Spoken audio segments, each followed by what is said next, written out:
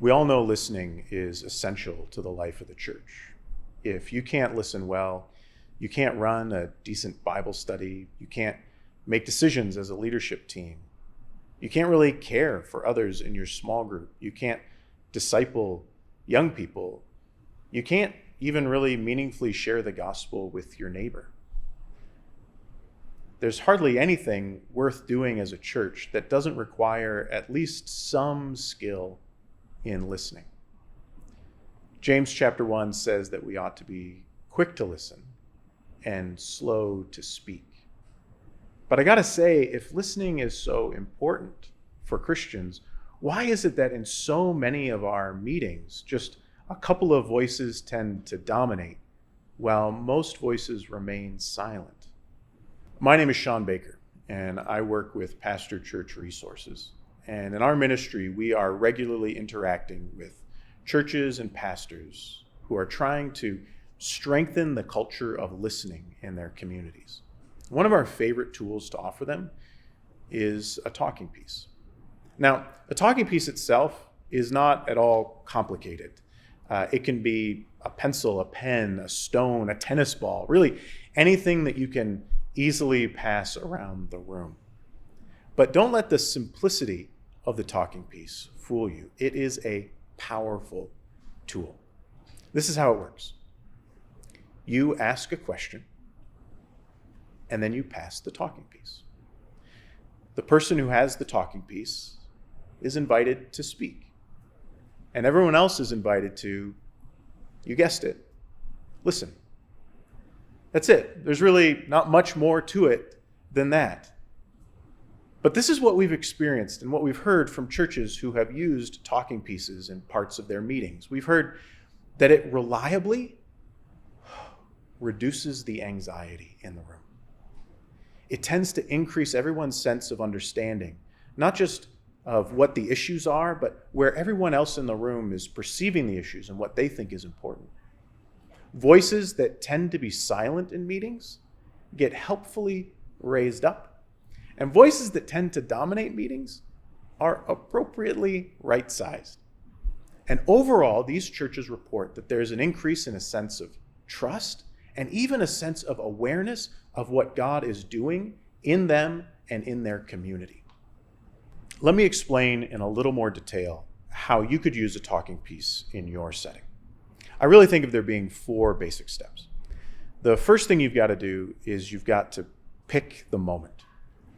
I like to use talking pieces, especially in 2 kinds of situations. The first is when I really want to hear from every voice in the room. And the second reason, or the second occasion, is when I sense that there is some anxiety or fear in the room. Maybe the topic we're talking about I know is a sensitive one, or it's one that maybe I expect people might disagree about. Then I'll bring in a talking piece to provide some structure. It lowers the anxiety, makes it easier for people to participate.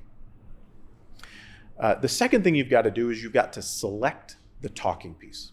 Now, I said earlier that you can really use anything as a talking piece, which is true. But I like to choose something, if I can, that has some meaning for me as the facilitator or for the group or for the topic at hand. So for instance, one of my favorite talking pieces to use is this little wooden shepherd holding a sheep. It comes from the children's worship room in my church. And whenever I bring it out, I remember John chapter 10, where Jesus says that he is the good shepherd. And he says that he's not like the hired hand. You might remember from Jesus' words that the hired hand runs away when the wolves show up. But the hired hand stays with the sheep no matter what. And I think especially when we're talking about challenging issues, it can feel like our group is under threat, like the wolves are coming. And for me and for the group, it's so important to remember that the good shepherd is with us in this room. So select a talking piece, and if you can, choose one that has some meaning for you or the group. The third thing you've got to do is prepare the question. You want to give this some thought because you're going to be asking everyone the same question, and if at all possible, you don't want to change the question partway through. So think through exactly what it is that you want to ask. If it's the Bible study, try to make sure that you're asking them the main question from the lesson. If you're in a council meeting or a committee meeting, choose the item in the agenda that's most important to resolve in that meeting. The fourth thing you've got to do is explain the rules. And I usually think of there being 5 rules. Only the person with the talking piece may speak. There are no interruptions, no crosstalk, no little commentary in between sharing. You're always welcome to decline by saying pass or come back to me later. We go around the room once.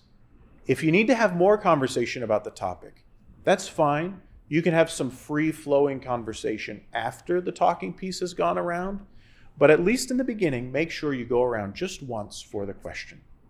And finally, and maybe most importantly, listen to understand, not to argue. So really the only thing left is for you to try it. Now, it might be awkward. A lot of groups find it's a little uncomfortable to do it the first time. It's a little contrived and forced, but I've seen this pay dividends in church after church. So if you're a leader, just pick a spot to try it this year.